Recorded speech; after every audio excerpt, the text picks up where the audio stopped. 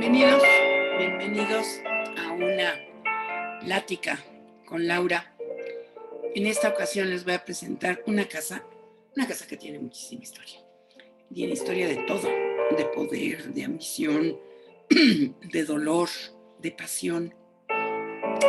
Entonces, pues, vamos a empezar hoy a visitar la casa de Ignacio de la Torre Mier Díaz. Esta casa estuvo colocada en el número 1 de la Plaza de la Reforma, es decir, en el número 1 de Paseo de la Reforma.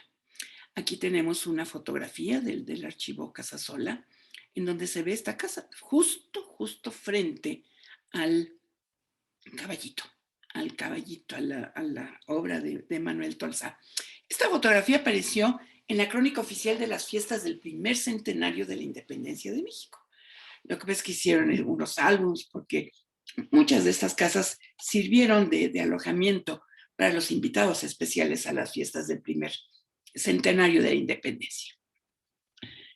Bueno, pues esta casa perteneció a José Ignacio Mariano Santiago Joaquín Francisco de la Torre y Mier. Nachito para los amigos. Nacho nace en el año de 1866 y él es un muy acomodado empresario, hacendado, político, que va a estar más recordado, que va a ser más recordado por el parentesco político con el presidente Porfirio Díaz. Porque estuvo casada con la hija favorita, con la hija más querida de Porfirio Díaz, con Amada Díaz. Y también este señor estuvo involucrado en ese famoso escándalo de los 41, del cual ya hablaré. Y como está ahorita de moda, está una película, pues les voy a platicar, para que no nos vayamos con la finta de lo que vemos en televisión. Bueno, aquí tenemos una litografía de finales del siglo XIX, y nos va a servir para, bueno, no es finales, yo creo que es mediados del siglo XIX, es por ahí de 1864, es una litografía de Casimiro Castro, y les voy a enseñar qué es lo que nos muestra. Aquí tenemos la Plaza de Toros. Esta Plaza de Toros estaba ubicada exactamente en la esquina de Bucareli y lo que hoy es Avenida Juárez, que antes no era Avenida Juárez, se llamaba Patoni. Y esta calle que vemos aquí sería lo que ahora es Rosales. ¿Sí? Ya en las afueras de la ciudad era esta esquina donde está ahora el caballito. Ya tenemos el caballito de Tolsá aquí, y aquí tenemos también el famoso Paseo de Bucareli. Este paseo de Bucareli no era para nada lo que tenemos ahora, era un paseo, era una avenida mucho más ancha, prácticamente el doble de lo que tiene hoy, y estaba arbolada. Y era el paseo de Bucareli porque la gente adinerada con coches, los caballeros, los galanes iban a pasear por ahí y llegaban prácticamente hasta la Garita de Belén, que es la esquina con Avenida Chapultepec, y se regresaban. Y hacían un paseo hermoso que venía de la Alameda por Paseo de Bucareli. ¿Por qué les digo que debe ser de 1864? Pues es muy fácil. Aquí hay que aprender a ver las fotografías. Primero, porque todavía no está el trazo, ni siquiera el trazo de lo que va a ser después Paseo de la Reforma. Aquí tenemos únicamente los terrenos que habían pertenecido a la Hacienda de la Teja. Esa Hacienda de la Teja enormísima que llegaba pues hasta lo que hoy es circuito interior. Y aquí en este cerrito podemos ver el castillo de Chapultepec y todavía no existe este trazo, todavía no se hace. Bueno, pues va a ser exactamente en este lugar, en esta esquinita, donde estaba la entrada a la Plaza de Toros, donde se va a ubicar la casa de Nacho de la Torre. Miren, aquí tenemos otra vista también en una litografía también de Casimiro Castro, que era bárbaro este Casimiro Castro porque se subía a estos globos famosos del señor Cantoya y desde arriba hacía sus dibujos y sus bosquejos rapidísimos. Aquí tenemos la misma Plaza de Toros, la esquinita que va a ser la casa de Nacho de la Torre, el caballito, el Paseo de Bucareli, había una enormísima, enorme glorieta al centro, en lo que ahora está el reloj chino. Después por aquí van a estar colocados los baños Pane. Bueno, aquí vemos la Alameda, el, el convento de San Diego. Bueno, entonces aquí está muy bien ubicada el lugar donde va a estar la casa de aquí de Ignacio de la Torre. Bueno, pues como les decía, él nace el 25 de julio de 1866 y nace nada más y nada menos que en la casa del Marqués del Apartado. Este caserón que fue diseñado por Manuel Tolsá para don Francisco de Manuel Faguaga y Arosqueta, que fue el Marqués del Apartado. El Marqués del Apartado porque era el que apartaba el quinto real, el dinero que iba para el rey de España. Esta casa todavía la tenemos y está exactamente frente a las ruinas del Templo Mayor. Aquí podemos ver las rejas de las ruinas del Templo Mayor y aquí tenemos la calle de Donceles. Bueno, pues en esta casa nace. Y pues nace, son de familia numerosa. Va a tener muchos hermanos. Y va a tener a Susana, a Isidoro, a Tomás, a Concepción, a Guadalupe y Esperanza. Bueno, estos les digo que eran de alcurnia, estas familias. Bueno, vamos a estar emparentados por el lado de Nachito. Estamos emparentados con el príncipe Rainiero. Ahorita les voy a platicar. Bueno, entonces, les digo, esta es calle de Argentina, aquí es calle Donceles, nace en esta casa y él era el más chico de estos hermanos. Sus papás eran Isidoro Fernando José Máximo de la Torre y su mamá María Luisa de los Ángeles Miericelli. Estos señores, bueno, tenían muchísimo dinero, además de que estaban fundando los primeros bancos, el Banco de Londres y México, pues eran hacendados porque eran dueños de las haciendas azucareras en el estado de Morelos. Y en esta época que se está peleando, Estados Unidos está influyendo para que Cuba se independice, pues entonces el precio del azúcar en el mundo se dispara y estos señores hacen fortunas enormes en lo que es finales de siglo XIX y principios del siglo XX. Bueno, pues este niño, como todos los niños ricos, pues fue educado en los mejores colegios de México y de Estados Unidos. Estas sus hermanas, bueno, ellas se fueron a París a estudiar, porque ni modo de aquí. Pues no, aquí no había, para empezar no había escuelas, ¿eh? En serio, no había, en este entonces no había escuelas. Y los niños ricos, pues se educaban con maestros o institutrices. Es una niña inglesa o institutriz francesa que se traían tutores ingleses para que educaran a los niños. Miren, vamos a ver la historia de por qué estamos emparentados con Nachito, con la casa del príncipe Rainiero, Miren, bueno, ya sabemos que Nachito tiene una hermana, que es Susana de la Torre Mier. Bueno, esta Susi se casa con Max para los cuates, con Max de Polignac. Y de este matrimonio van a ser un niño que es Pierre de Polignac de la Torre. O sea, el hijito de Susi y de Max es Pierre. Pedro de Polignac, Pedro de la Torre. Pedrito se casa con Charlotte. Ok. Charlotte era la duquesa de Valentinois y era la princesa heredera de Mónaco. Esta Charlotte era la princesa heredera de Mónaco. Bueno, estos se casa con Charlotte, que era la princesa heredera, y van a tener dos hijos. Van a tener a la princesa Antonieta y al príncipe Rainiero. Entonces, ya ven, el príncipe Rainiero es el nieto de Susi de la Torre. O sea que Nachito de la Torre, pues es el tío abuelo del príncipe Rainiero.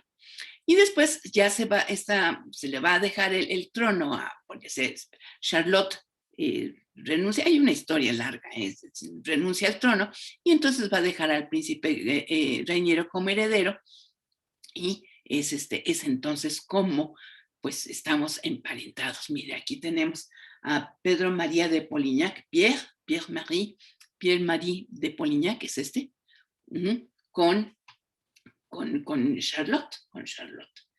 Aquí tenemos a Rainiero y aquí tenemos al príncipe Alberto de Vía, que viene siendo el bisabuelo, ¿no? El tío bisabuelo. Pues así estamos emparentados con la nobleza europea. Bueno, pues esto es padre. Bueno, esto es por un lado por una de las hermanas. ¿Pero qué hace Nachito? Nachito, fíjese que pues es el más chico de tanto hermano. Y su papá se muere cuando él es un jovencito, él tiene 14, 15 10 años.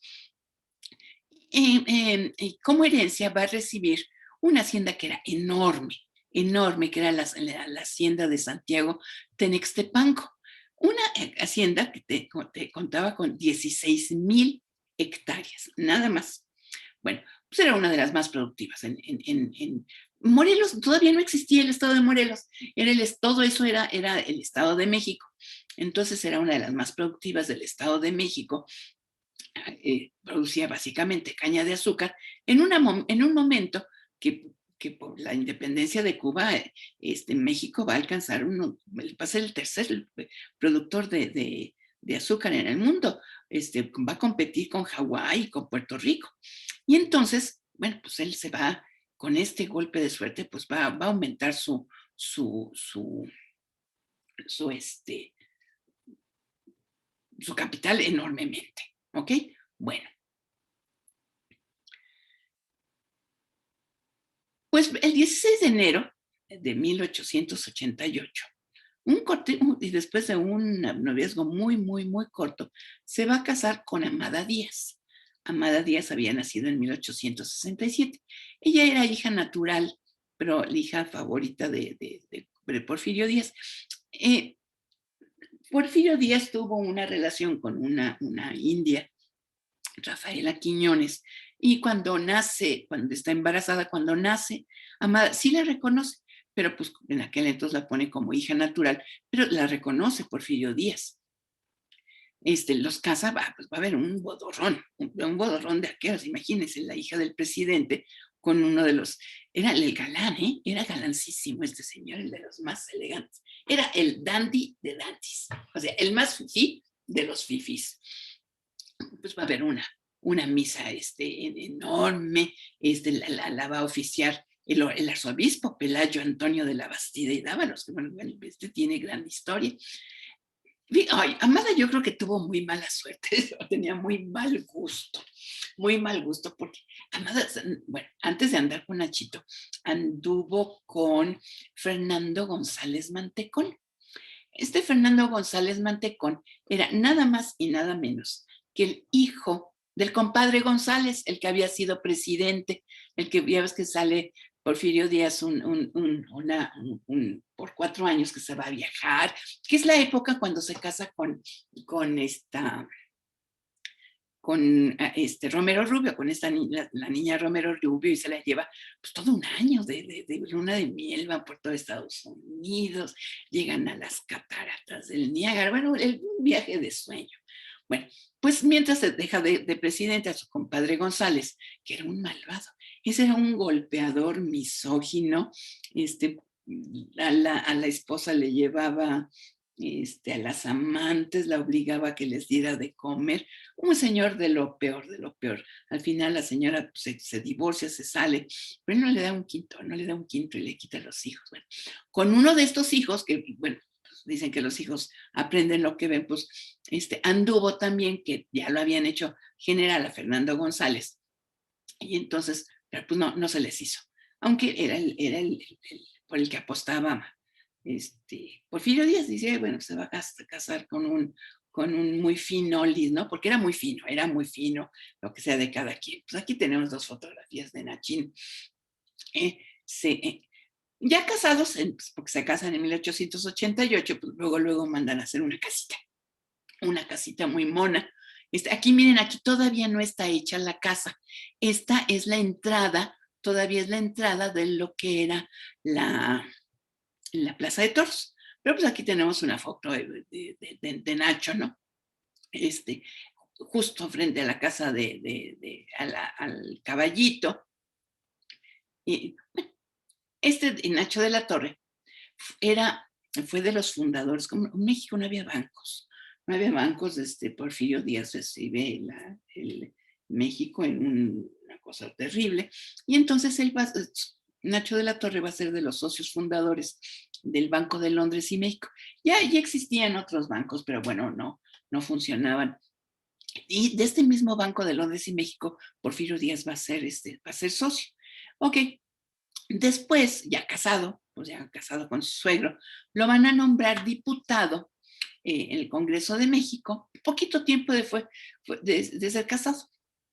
Y en 1892, el suegro estaba pues, pensando si lo mandaba, si lo candidateaba como gobernador del Estado de México. Acuérdense, en ese entonces todavía el Estado de México abarcaba lo que es el Estado de México. Pero bueno, este señor nos salió alegre, parrandero y jugador. Pues resulta que cuanta comida había de los domingos, ya que se juntaba a comer, pues llegaba tarde o no llegaba. Y cuando llegaba, llegaba borracho. Entonces, bueno, pues aquí Porfirio Díaz, dije, empezó a tener ya sus asegúnes con ¿no? Y decía que que no le iba a permitir que tuviera una vida licenciosa. Ok, miren, aquí ya tenemos la casa. Esta ya es la casa de Nachito. Y aquí también lo que es ya se tira la plaza de toros, ya se tira y aquí tenemos la casa. Esta casa va a ser un proyecto de un ingeniero militar muy famoso y construye a la época, cómo se construía a finales del siglo XIX, pues el estilo francés, con mansardas. Bueno, no francés, era ecléctico, porque le ponían de chile, de dulce y de manteca. Aquí tenía sus mansardas y es un señor, Ignacio de la Barra. Ignacio de la Barra quien proyecta y construye esta casa. Él también, Ignacio de la Barra, es el que va a construir después el manicomio de la Castañeda. Entonces, bueno, pues era ¿cómo quieres una casita? Pues así pequeñita que parezca como un petit palais, un pequeño palacio, un petit château, como un castillito así de las Tullerías. Y construye pues esto, y el terreno era muy chiquito, realmente era una esquinita y era 800 metros cuadrados, no era tan grande. Entonces la casa estaba hecha como antes usaba, en la parte del medio tenían un patio que estaba cubierto, tenía 2 niveles. La gente bien, nunca, acuérdense, desde el virreinato nunca vive en la planta baja.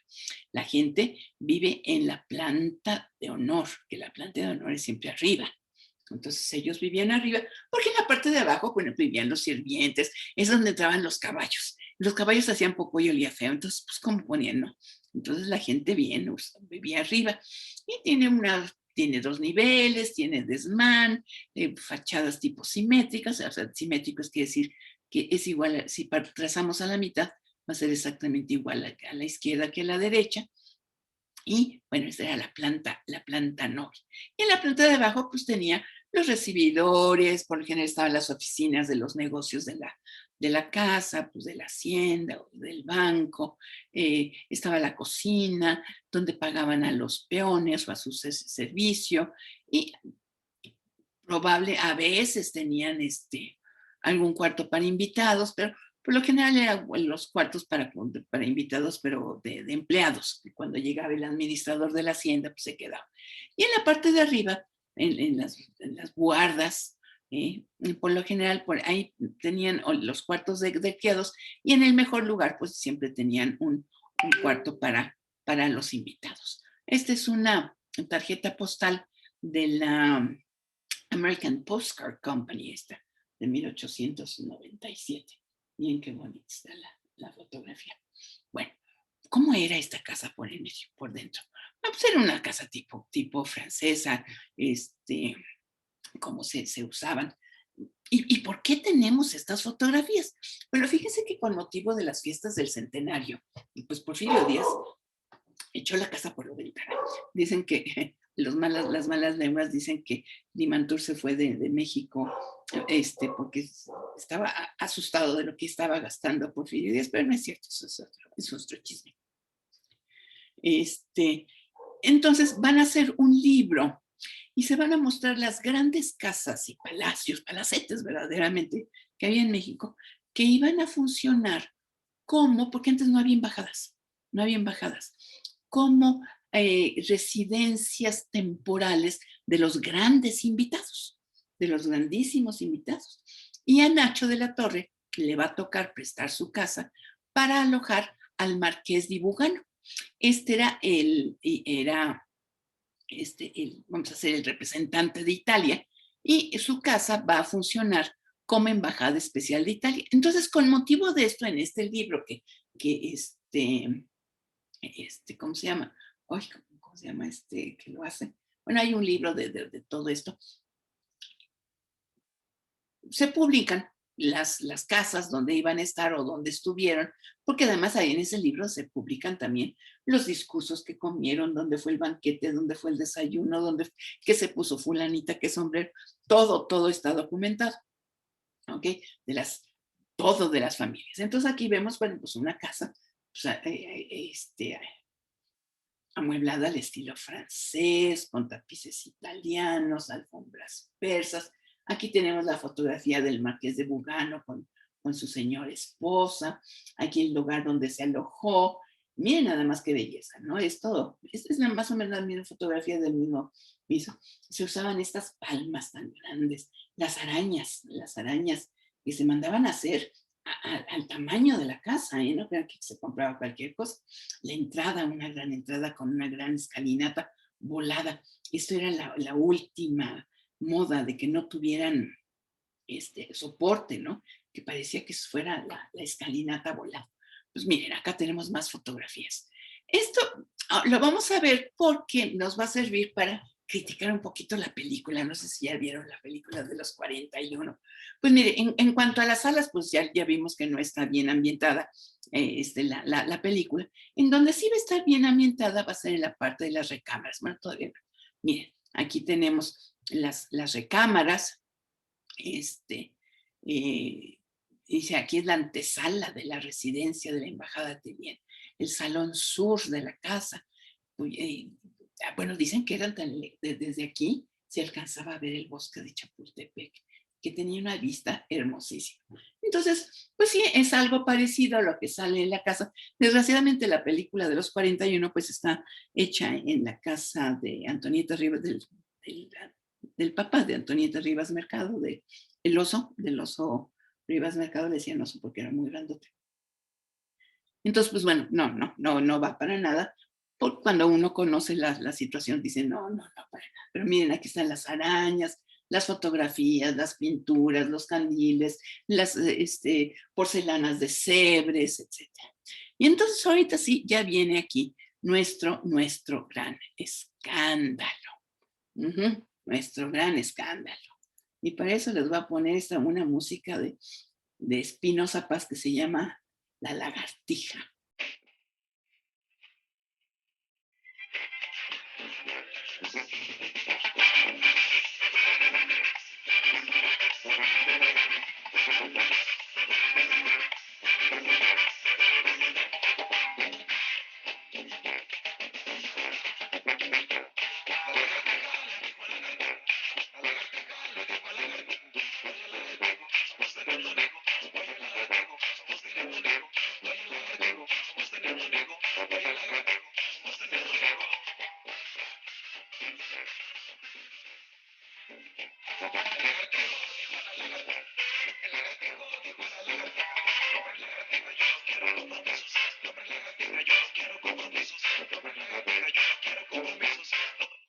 Pues sí, yo creo que tampoco Nacho de la Torre tenía compromisos. Y para entender por qué los lagartijos, todo tiene una cosa que ver, más que en una hora no les puedo decir, bueno, lo que es un lagartijo. Básicamente un lagartijo es pongámoslo en vocabulario actual, es un fifi. Un lagartijo es un dandy. Se le llamaba lagartijos a los muchachos muy relamidos, muy arreglados, que se paseaban por la avenida Madero, sobre todo a la salida del Jockey Club. Le llamaban lagartijos. Y cuando ya no eran ni lagartijos ni dandis, pues pasaban a ser viejos verdes. De ahí viene el nombre, Bueno, pues ya en este cambio de siglo ya, pues el matrimonio venía muy requete mal, muy requete mal. Entonces, bueno, lo que ponen en la película, pues es parte de la novela, es parte del mito, es parte de la imaginación de quien haya hecho la película. Afirmarlo, negarlo, pues es muy aventurado. Pues ya el presidente se conocían estas costumbres licenciosas. Eh, Hay mucho de Ignacio de la Torre escrito. Ignacio de la Torre, no sabemos para empezar si haya sido él yerno de su suegro, el famoso 41, no sabemos si haya sido él. Eh, Esto fue un escándalo mediático, fue un escándalo de los periódicos, fue un escándalo hecho por el Imparcial y por el Mundo Ilustrado y todo eso, que aunque eran periódicos controlados por Porfirio Díaz, pues la historia era muy jugosa como para dejarla ir. Y Ignacio de la Torre llenaba el cliché, el prototipo exacto a quien colgarle el milagrito. No lo estoy exonerando, ni mucho menos. No estoy diciendo que era un señor tan fino, tan delicado, con sus corbatas de seda, los pañuelos de seda, los sombreros de no sé qué tanto. Dicen que en una ocasión, eso sí existe en una de las crónicas, que ya ven que antes las cenas se cenaban y estaban las parejas, y al terminar la cena, pues los señores sí pasaban al salón fumador a fumarse sus puros y eso, y las señoras se iban a un cuarto a tomar el café o el té, lo que fuera. Y era muy normal, ¿eh? Eso era algo muy normal. Pues resulta que en una ocasión, Nacho, en lugar de invitarlos, cuando dice, bueno, pues me acompañan señores, me acompañan, síganme por favor, pues los señores iban muy creídos pues al fumador, ¿no? A tomarse su coñaquito, su buen puro. Pues no, los lleva al vestidor de su casa para enseñarle la colección de más de 300 pares de zapatos franceses, italianos y ingleses que tenía. Entonces todos se quedan así como, ¿what? O sea, que me traiga así a presumirme su, su, su vestidor, pues bueno, entonces, bueno, todo parece, no eran para nada fácil, y sin embargo, sucede esto, famoso, suceso mm, de los 41. Se llevaba en la calle, muy cerca de lo que ahora es el Monumento a la Revolución, se llevó una fiesta, se dice que atraparon a 42 personas, que lo haya sabido Porfirio Díaz probablemente sí lo sabía, porque no se movía aún la hoja del árbol en la Ciudad de México sin que Porfirio Díaz. Cuando en la calle de la Paz, es la calle de la Paz, lo que hoy es Ezequiel Montes, en el número 8 creo, se lleva una fiesta, hay una redada y están los señores vestidos de mujer, guapos, estaban trasvestidos. Inmediatamente se le comunica a Porfirio Díaz de eso, supuestamente se le comunica que llega que llevan a su yerno, y entonces Porfirio dice, no son 42, son 41. El poder de Porfirio Díaz era absoluto, se pierde todo los documentos, todo, y todo queda en el mito, todo queda en el cuento. Por eso es tan atractiva esta historia. Por eso es tan atractiva. Ahora, lo que sí le voy a reconocer a Ignacio de la Torre es que va a inaugurar, va a estrenar, porque era algo que no se hablaba nunca, todos estaban en el closet. Sí, va a estrenar el homosexualismo en México. Es el primero que se habla y después se va a corroborar esta idea por lo que va a pasar después. Pero vaya, pues él, Ignacio de la Torre, hace que ese tema que había estado prohibido, que había sido tabú por siempre, pues salga y salga a los periódicos. Y salga a los periódicos. Bueno, miren. Aquí tenemos una fotografía bueno, de lo que debió haber sido y los nombres de los que sí fueron atrapados con Ignacio de la Torre. Estos son los nombres, porque esto sí se sabe que sí existieron, porque se cree que la mayoría pues habrá dado nombres falsos o cosas, habrán sido jovencitas. Por ejemplo, este Enrique Pupart era de una familia francesa de los Barcelonetes, sus papás tenían una tienda de telas y de ropa interior para niños, no, bueno, de ropa interior. Y entonces lo mandan castigado y lo mandan a San Francisco y nunca vuelve a México este Enrique Pupart. Esos son los únicos que sí se sabe que existieran. Entonces, pues ya se corre la voz de que había sido Nacho de la Torre, dejan pasar, Porfirio Díaz deja pasar las cosas, y esto fue en 1901. Pues Ignacio de la Torre va a empezar a salir otra vez en eventos públicos hasta 1909. Entonces sí lo tienen como mucho tiempo guardado. ¿Ok? Ok. Otra de las cosas con Nacho de la Torre. Pues ya para 1911, pues esta casa, pues ya, imagínense la fama que tenía, la fama que tenía. Se dice que para 1910, para las fiestas del centenario, Ignacio de la Torre contrata a Emiliano Zapata a trabajar como caballera en su casa. Y aquí es donde ya surgen las dudas, ¿no? Porque, bueno, de lo que sabemos que es que, pues Emiliano Zapata no era peón. Él era un terrateniente, bueno, no era gran terrateniente, pero tenía sus tierras. Era un muchacho con sus tierras de Anenecuilco. Él después trabaja en la hacienda de San Carlos. Le gustaba mucho la charrería, dicen que era muy, muy buen jinete. Le gustaban las artes charras. Y pero tenía sus tierras y él estaba de hecho en pleito por sus tierras, porque sí, las compañías deslindadoras y esos pues habían robado mucho de las tierras de los campesinos. Bueno, ese es otro tema. Y está. Pero por cómo un señor que tenía, no era rico, obviamente, ¿no? Pero pues era una clase media, o sea, que comía, tenía para comer, si no lujosamente, bueno, pues honrosamente vivía una vida tranquila. ¿Cómo es que este señor viene de Caballerango a trabajar en esta casa? ¿Cuántos caballos podría haber tenido Nacho de la Torre aquí en su casa para que traerse a alguien como, como Emiliano Zapata?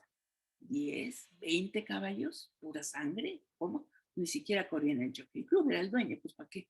¿Mm? Entonces, desde aquí viene muy, muy raro. Se sabe que estuvo trabajando 6 meses, Emiliano Zapata trabajó 6 meses en la casa de la Torre Mier, y es cuando dice que se va muy enojado. También es otra cosa, sale muy enojado. Y la gente dice que porque se da cuenta que los caballos viven mejor que las personas, que los campesinos de, de ahí, de su pueblo, que te digo que todavía no era Morelos. Y es cuando ya Emiliano Zapata pues se une a la revolución. ¿Qué pasó en esos 6 meses? No lo sabemos. ¿Por qué vino un señor bien a trabajar de caballerango acá? No lo sabemos. De que se conocían por Morelos, pero por supuesto que se conocían. Pues si Ignacio de la Torre era el dueño de la hacienda azucarera más grande de lo que ahora es Morelos, pues claro que lo conocía de palabra, que también lo debió haber conocido porque Emiliano Zapata participaba en todas las fiestas que había de los pueblos, en las charreadas, ahí está. Pero bueno, entonces ya después de 1909, pues viene lo que sabemos, se va el presidente Porfirio Díaz el 25 de mayo de 1911, lo acompañan en San Lázaro, se va a Veracruz, pero Ignacio de la Torre y Amada se van a quedar. Amada va a visitar a su papá con su primo Félix en 1913, pero están un poco tiempo creo que están en Biarritz, y ya no lo vuelven a ver. Bueno, despiden a su papá, que es de la estación de San Lázaro, y Bueno, desde un principio, pues Ignacio de la Torre estaba en contra de Madero y de Pino Suárez, que fueron los que vinieron a tomar el poder después de Porfirio Díaz. Y entonces Ignacio de la Torre se va a involucrar en el asesinato, porque se dice que él prestó, o él alquiló, él rentó, él consiguió, como sea, los coches en los que van a llevar a Madero y a Pino Suárez, los van a llevar a la prisión de Lecumberri, que estaba recién estrenada, había sido estrenada en 1904, en 1905, los llevan ahí y en esos coches van proporcionados, porque propiedad, no sabemos si era propiedad, pero que los proporciona Ignacio de la Torre, sí los dan. Y ahí fuera atrás de la prisión de Lecumberri son asesinados Francisco Madero y Pino Suárez. Así termina esto. Después de Pino Suárez va a venir Venustiano Carranza. Viene la administración de Venustiano Carranza. Bueno, pues Venustiano Carranza, pues tenía que castigar a los que estuvieron involucrados en esta cosa. Mira, aquí tenemos el Ipiranga, después aquí tenemos a Francisco Madero, después viene Venustiano Carranza, que va a ser asesinado y después va a tomar el poder. Bueno, no. Francisco y Madero son asesinados por Victoriano Huerta, mandados a asesinar por Victoriano Huerta. Después, cuando sube Carranza va a confiscar los bienes de Ignacio de la Torre, y es más, su casa la van a poner como, le van a confiscar muchos, las propiedades de los grandes de Ipsliman. No, la de Ipslimantur no la confiscan porque la tenía rentada a un gobierno como embajada o algo así. Bueno, entonces, pues viene Carranza y Carranza lo va a meter al bote. Carranza lo mete a Lecumberri, pero Lecumberri les digo que estaba recién estrenadita. Aquí tenemos ya la casa de la Torre 10 Mías, que es que está un general la toma y la toma ahí con sus tropas y todo. Pues Pablo González es el general que lo. Entonces eso le sucede a Ignacio de la Torre. Mientras tanto, Amada se había ido a Tacubaya, a su casa, que fue destruida después de las Flores. ¿Cómo se llama? El Rincón de las Flores en Tacubaya. Allí estaba la casa de Amada Díaz en Tacubaya. Se va a Tacubaya mientras allá. Bueno, pues lo agarran, se va a Lecumberri por órdenes de Venustiano Carranza. ¿Y por qué cargos? Por difamación al gobierno de Madero, por apoyar a Victoriano Huerta. Entonces, el caso que va a la cárcel. Y Amada pues regresa. Y dicen que Amada iba todos los días, mientras estuvo Ignacio de la Torre en la cárcel de Lecumberri, iba todos los días vestida de negro y le llevaba la comida. Bueno, pero ¿se acuerdan que esta es una época en que salen los carrancistas, entran los carrancistas, llegan los villistas, llegan los zapatistas, y era un relajo? Entonces, cuando entran los zapatistas a la Ciudad de México, bueno, cuando entraron los carrancistas ya lo habían hecho, abrieron las cárceles y dejaron salir a todo el mundo. Pues claro, pues necesitaban las cárceles vacías para meter a todos sus enemigos. Cuando ya cae Carranza y llegan los zapatistas, lo primero que hacen es abren las cárceles y dejan salir a todo el mundo. Y entonces, pero aquí Ignacio de la Torre es ayudado a huir por Zapata, ¿ok? Y Zapata se lo va a llevar a Morelos. En ese entonces ya las haciendas de Yautepec y de Cuautla y de Reforma, todo esto les expropiado a Ignacio de la Torre. Bueno.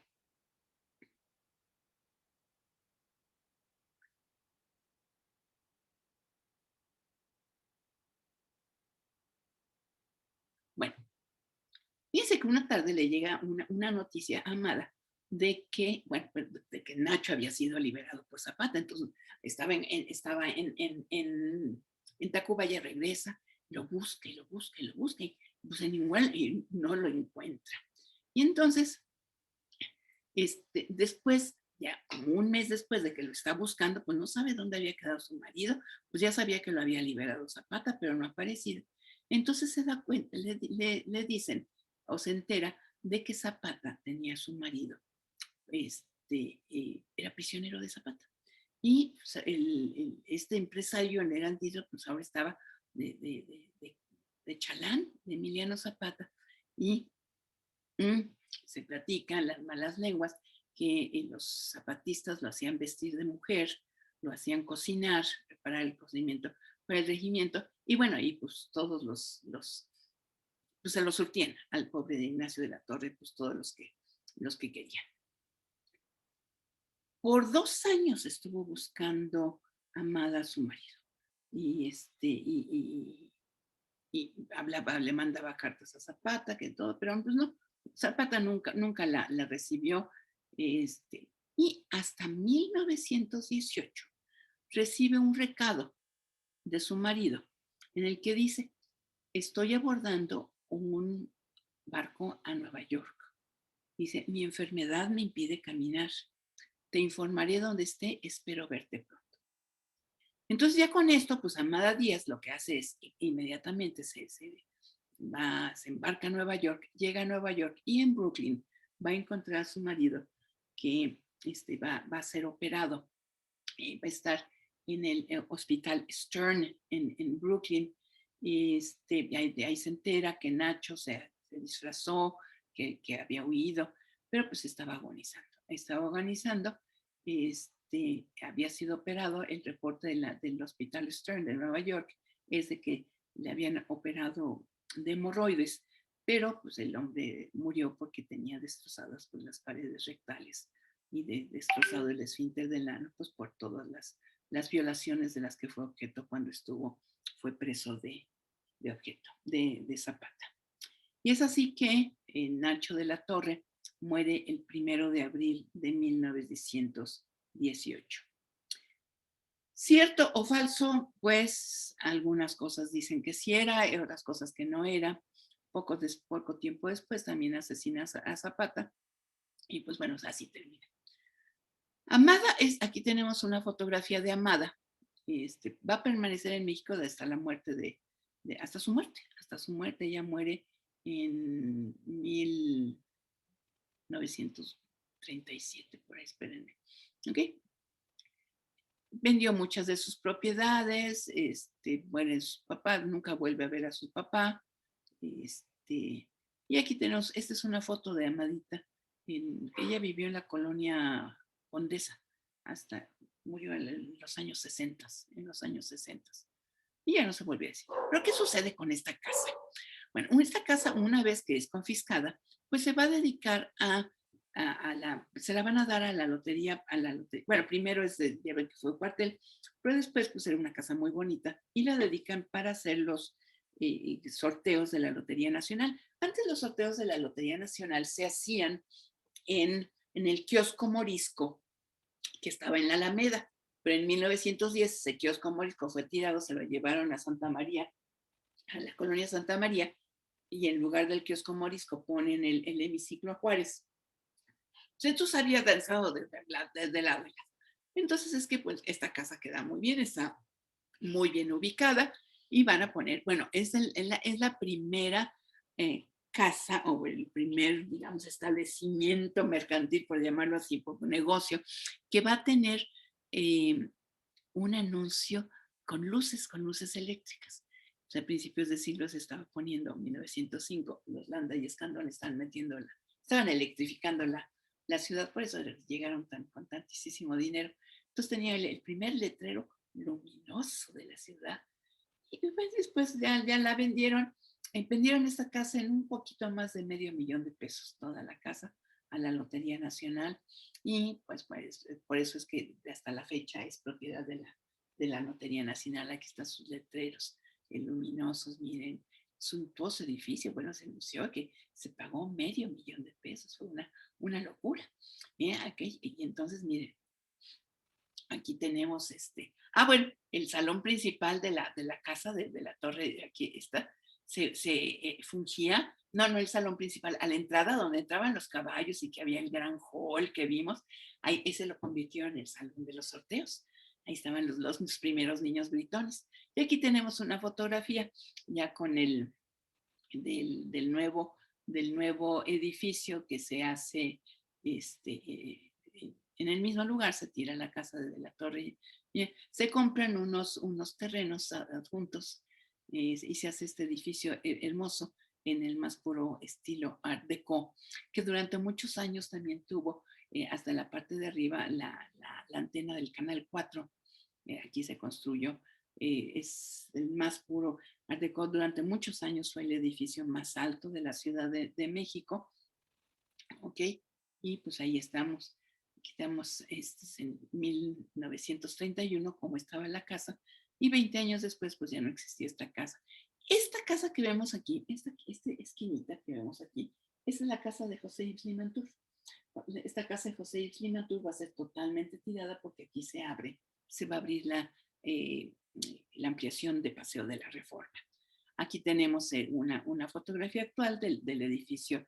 Ya se le quitó la antena y es un edificio que lo va a hacer un ingeniero muy famoso, José Cuevas. Y tuvo algunos daños en el temblor del 57. El temblor del 57 acabó con muchas casas aquí alrededor.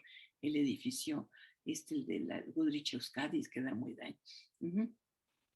Y entonces le quitaron los platos famosos de la antena de transmisión del Canal 4. Y aquí tenemos una hermosa fotografía de lo que es la Casa de la Torre-Mier, hoy Lotería Nacional.